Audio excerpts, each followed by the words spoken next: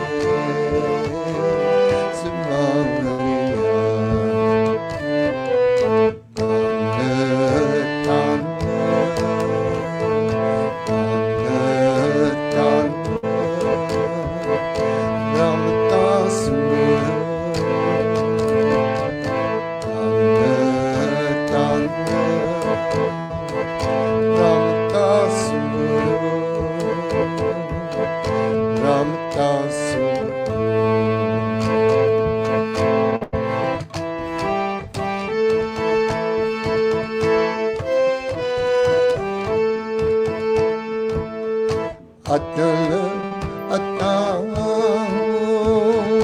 ਅਤੋਂ ਤੂੰ ਤੇਰਾ ਅੰਤ ਨ ਪਾਰ ਵਾਰੀਆਂ ਅਤਲ ਅਤਾਂ ਅਤੋਂ ਤੂੰ ਤੇਰਾ ਅੰਤ ਨ ਪਾਰ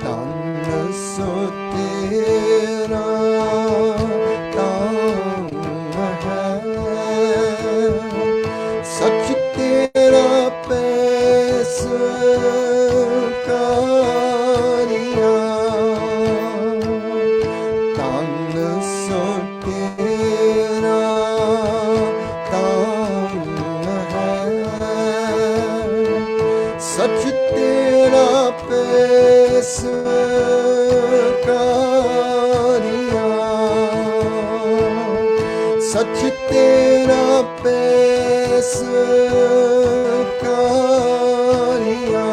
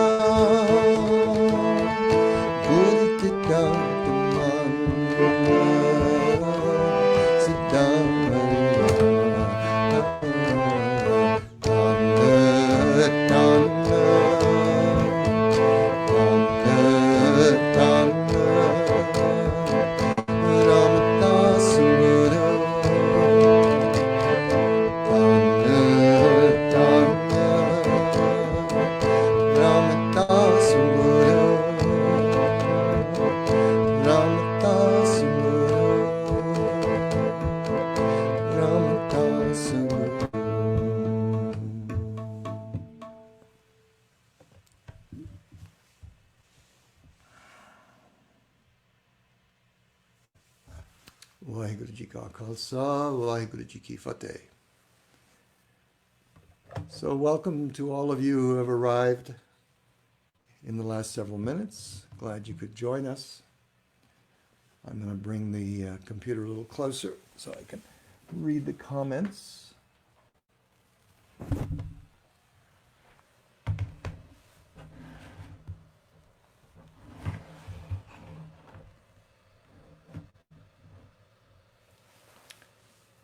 All right, we have a bunch of people. Rupinder, very nice to see you, and Laura, Kirandeep. Thank you again, Kirandeep, for posting the words from this Shabad. And we have Flori from Brazil, and Kirpal Singh from Daytona Beach. Welcome. And many of you I've seen before here. Satkriya, of course, from Ecuador. Jesse from California, very good again. And Juma from Rwanda, very nice to have you. Satnam. And Anna from Mexico City. Carly from the UK. Mahan Sangeet from Amsterdam. Pavan, one of our regulars from England. And Paradeep from Virginia Beach, welcome. Gulzan, one of our regulars in North Carolina. And from in between Destin and Houston, Texas, Expansion Wellness Center, all right, Satnam. And Priya. Okay, you've got a question there, Priya, great, good to know. And Sandra, all right, from Guatemala. Well, as I say, thank you for joining us, and all of those people who will be watching this later, welcome. You know, there are hundreds of views that happen after we finish every time, so those people, they don't get to ask the questions, but they are here in my heart, and so I'm acknowledging all of you out there who are the silent watchers. But it is so nice to have people live also. It makes us all feel connected, I think. I feel connected to you, so, and I appreciate that I'm not just sitting here in a room doing this Shabad by myself, but we are connecting and creating an energy of healing and of ease, you know, Sahaj. The idea that Guru will take care and we need to have faith. So I would love it if you would put in the comments if by any chance you happen to be attending the E-Solstice Summit this past weekend and got a chance to uh, attend any of the three um, classes presented by Sikh Dharma International. There was a class on Friday with Kirtan Singh about the Mool Mantra. There was a class on Saturday with Sarasat Simran Singh about understanding grace through humility and sacrifice. And then I taught on Sunday about deep listening and the eighth body of Japji. So if you were at any of those classes, please say so. I would just love to know if any of you were there. So in the meantime, I do have a couple of things I have in mind to talk about, but I do want to bring up Priya's question, just because I want to honor that. The process of putting questions. And so Priya's saying, I find it hard to get up early in the morning. Now, I know this is going to sound very simplistic, but the way you get up early is you go to bed early. You know, you can't stay up late and then expect your body to be ready to get up early. So it's a big shift, and especially, you know, in some cultures, like in South America, Central America, but in Europe too, it's so common to have social activities late into the night. And, you know, it's hard to break that connection with family and friends because it's been, you know, ingrained in us for decades that we get together socially in the evening and into the late evening even. And so it's really, it feels like such a sacrifice to give that up. And I know this is a hard thing to balance in your life, but you know, you could try it for a while. You could say, for 40 days, I'm just going to say thank you, but no thanks to invitations to go out, to go over to someone's home. I'm not going to invite people over, just for 40 days, and see how that feels to reschedule your life, reprogram your body so that perhaps you go to sleep by 9 or 8 at night. And that seems probably really ridiculously early. But it depends on how much sleep your body needs. Some people need more, some people need less. But you have to allow your body that much rest, whatever that number is for you, so that when you get up in the morning, you're ready to get up. I know so many people on this path who are continually sleep deprived because they tried to burn the candle at both ends and are so disciplined that they push their bodies so hard, and then they wonder why they're not able to achieve or to be alert throughout their day or feeling tired all the time. So, you know, we have to honor the body's needs and then reprogram our timing so that we can do it. Now, if after 40 days you're just fine going back to your other schedule, okay, well, you gave it a shot. Maybe at another point in your life it might be something that you want to adopt, but you have to commit for a while so that your body has the chance to adjust to it, and then you can feel the comfort, the ease of that schedule. Trying to do it for a short term, for a few days, and then staying up late the next night, and, you know, your body can't adjust that quickly. There's circadian rhythms, you know, the rhythms within the body take a while to get adjusted. Just like when you travel, you know, and you get jet lag, it takes several days for you to get over that, if not more than a week sometimes. So this is the kind of change that you're asking of your body. So give it a chance, let it adjust, and see how you feel. All right, we've got some more questions, or just comments, I guess. So let's see what Pav Singh has to say here. He says, definitely feel the connection, and I'm so glad you do. I really love this Sangat session. Yeah, we are kind of growing into a Sangat. It means a lot and is quite special. I attended your Sunday class and have been thinking about consciously listening. Good. Well, that was the whole point, was to maybe wake us up a little bit to how the way through disagreement, confrontation is by listening. It isn't by arguing. It isn't by continually saying your position over and over out loud. There may be something in the position of the person that you're having a discussion with that seems wrong to you, and you can patiently help them to see something different. But in the end, you can only be responsible for the change within yourself. You can't carry the responsibility of change in others.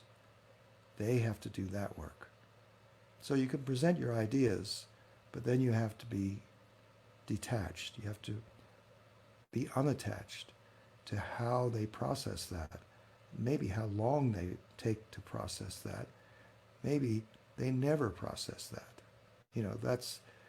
Those are the possibilities, and we have to live in acceptance. Something I didn't really get a chance to get into in that class on Sunday about learning to listen. And we were talking in reference to the 8th Bodhi of Japji. So the 8th, 9th, 10th, and 11th Bodhis of Japji, they all are about suniye, deep listening. And Kirandeep, you're right, there will be a recording soon. They're working on it. But what I wanted to say is that right after those 4 Bodhis in Japji, there's 4 more very special Bodhis that are talking about Mane or Maniya. And this is about surrendering. This is about accepting to what is, and that's where listening can take us, where we can listen to what others are saying. We may disagree with them. We may disagree with them strongly. But in the end, it's about accepting that perhaps that disagreement will stand for a long time, perhaps forever, and that's the vision of the world where we have to find ease. We can't allow ourselves to be taken over by the bitterness, the anger, and even perhaps hatred of people who have different views than ours.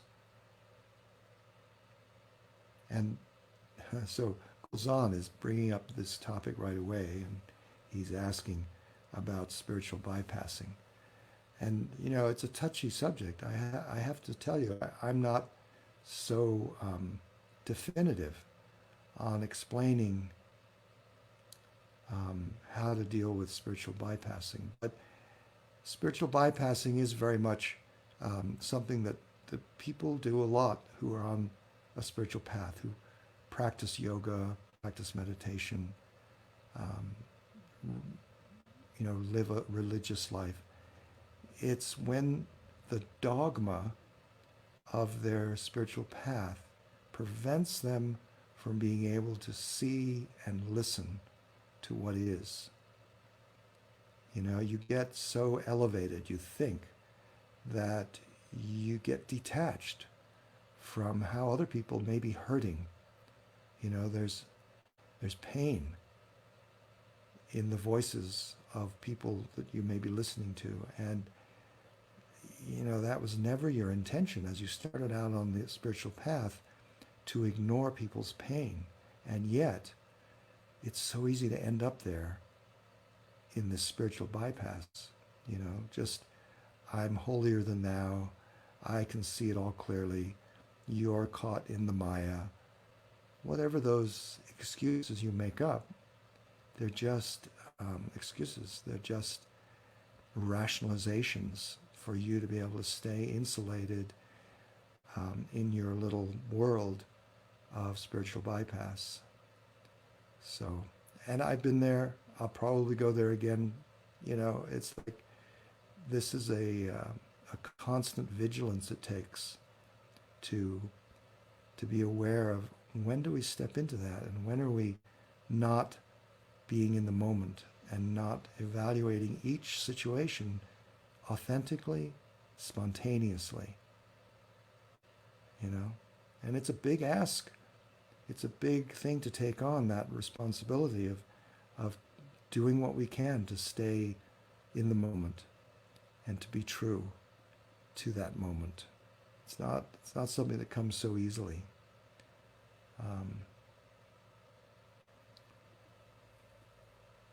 Yeah, so I was going to talk about some of these topics anyway, so it's kind of interesting that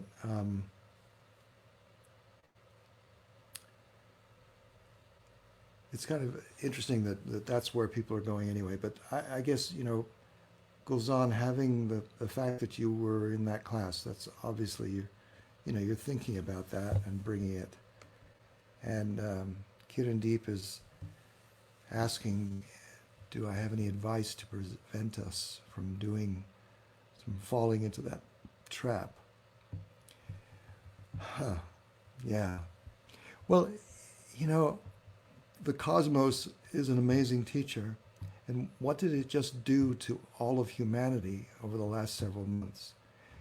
It caused us to stay away from people for a while, and it caused us, because of that, to really sort of reassess, give us a breathing space, not to be out, doing a lot of conversations with people where we would possibly fall into that trap again and again. But it's given us this little breather. It's given us a space to take some time to be more inward. And I know in reality a lot of people haven't and may not. And that's their karma. That's where their soul's destiny has directed them. But for those of us who are at least endeavoring to pursue a spiritual path, then this is a wake-up call from the universe, for us to take the time to maybe spend a little more time meditating. And in that meditative space, questioning where we are, where we want to be, and how are we going to arrive at that, And this is the question you would ask. How can I prevent myself from ending up falling into these traps? Because this isn't the only trap. There's lots of ego-focused traps that we fall into. So, meditation, repeating mantra, reading Banis, these are all great practices for the mind to have steadiness. I mentioned this in the class on Sunday, the line from Guru Nanak, Manjit Jagjit. Simple, very simple, but it just says, victory in my mind will bring me victory in the world.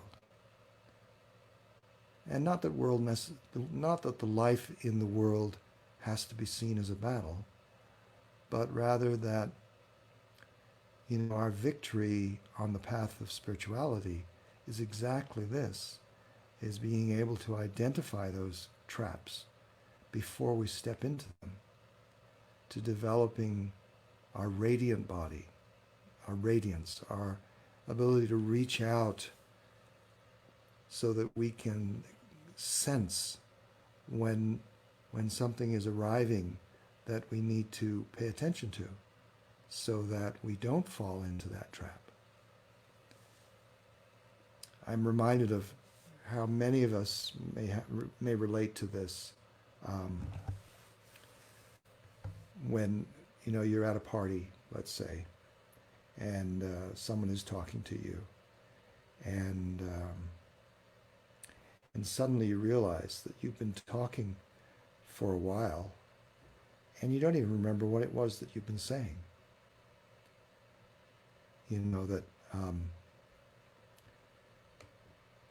That the conversation momentum has been such that some part of your mind was able to keep those words going, but your intentional self, your more conscious self, is suddenly aware that maybe that's not where you wanted to go. And in fact, you may just have said the one thing that you, above all, didn't want to say aloud to that particular person, or to any person perhaps.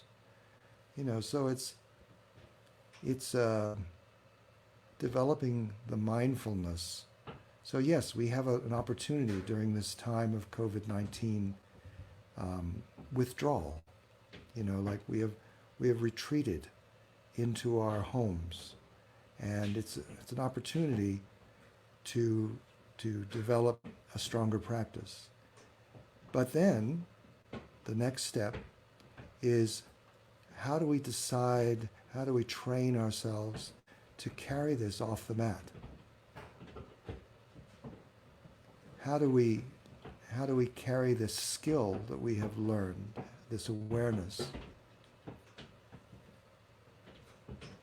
Sorry, there's huge hailstones falling right now, so loud on the roof.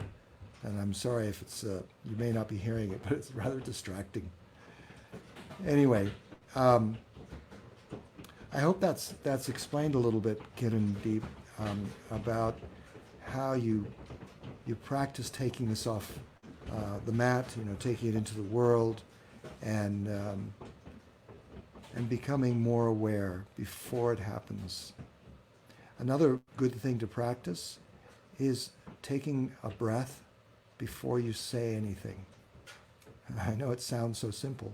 Oh, I need to breathe anyway before I speak. But, like actually as a conscious practice to feel into the space, the time, the present moment. Who's present? What's going on? And then from your neutral mind, we talked about the three minds in previous sessions, that sorry, now it's pouring with rain. And so we talked about this, that the negative mind, there's the negative, the positive mind, and the neutral mind. The negative mind is first to react.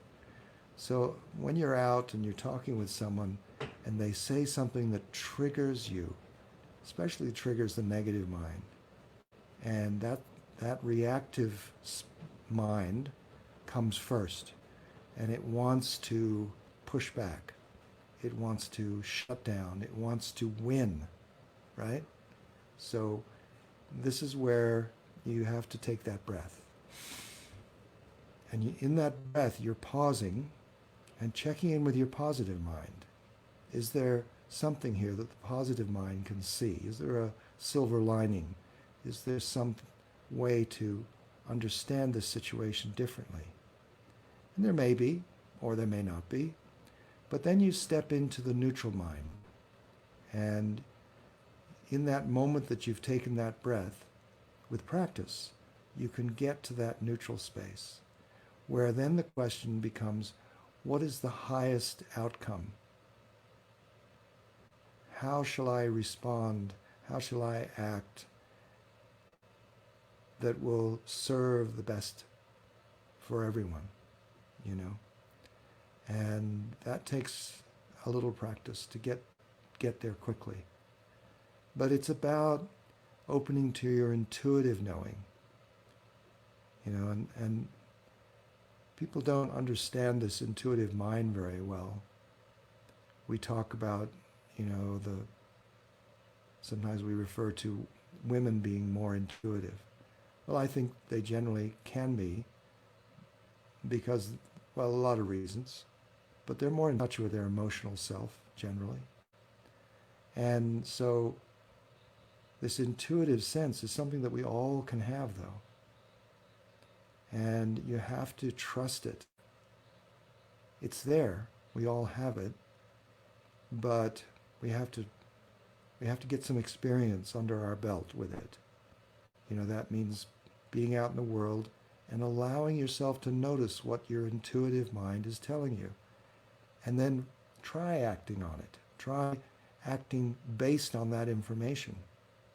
When someone comes to you and you have an intuitive sense that what they're saying may not actually be what is a problem for them, that there's something deeper, some other incident or situation is really motivating them to speak with you, you have to let your intuitive mind give you some information.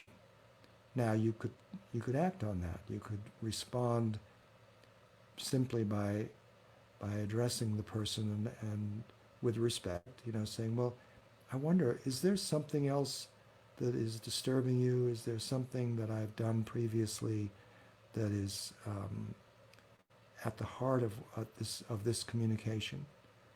And seeing if you can get there. Now, that may not have been the direct approach that is called for in every situation, and you have to really be sensitive to that. But the intuitive mind is there, and it can be very valuable in our communication and informing us also when we are about to step into that trap of bypassing or mansplaining. That's often what we men do, is we try to dominate by showing superior knowledge when we're just making it up on the fly. And men do that with each other a lot because we're competing. We have been programmed from, thousands of years ago that the men see other men, very deep in our programming as competitors. And so it's not uncommon that you may feel that threat from another man. Even if they're a close friend, there is a competition. Maybe it's a friendly competition,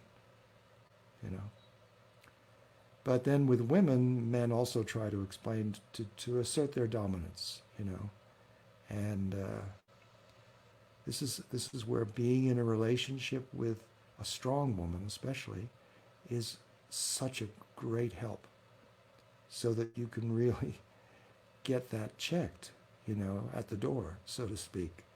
You can be alert. You can be made alert by strong women who aren't going to sit there and just be told how it is. They are going to want to play a role in how it is, an equal role, and it should be. So, let's see what Kitten Deep has to say. She's got more to say today than usual, so let's see. But I was thinking more about the internal thoughts and falling into that trap when the ego starts suggesting you are better, wiser than. Yeah, giving you that arrogant big head. Yeah, so it's right there for all of us whenever we want to give into it, right? Our ego is so desperate, so insecure, so needing to feel like it has some important place in the world. more important than others. Um, so how do we tune into that? Yeah, by listening again, deep listening to ourself. So just as I was telling you about the sort of party talk where you can be talking away and not even paying attention, that's the same thing, the same dynamic, but now take it to a really conscious level where you're paying attention to every word you say. And you're thinking about that word before it comes out of your mouth, not after. And that takes some practice. That takes initially leaving some space in your conversation. Giving yourself a little gap of time. People may find it irritating, but ultimately they will be less irritated by that than if your ego is trying to assert itself. So I think it is about taking pause, taking just a breath before you act, before you speak, even before you react. As you see yourself as you feel yourself starting to get an emotional response to somebody or a habitual response to somebody. That person has been irritating to me for the last several years, and every time I see them, I find myself getting irritated.